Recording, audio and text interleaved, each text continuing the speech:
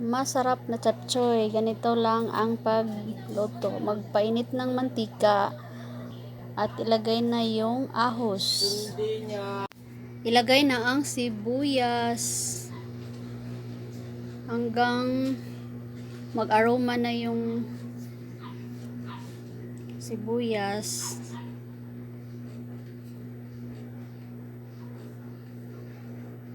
At ilagay na yung giniling. Minarinate ko na yung giniling, guys. At pag medyo luto-luto na yung giniling, ilagay na yung mga gulay na pang chapsoy.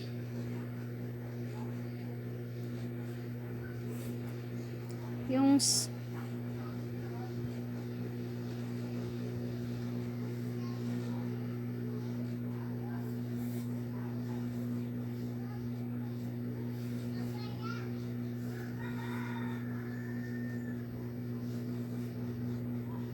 tapos nyan, guys, ay hintayin na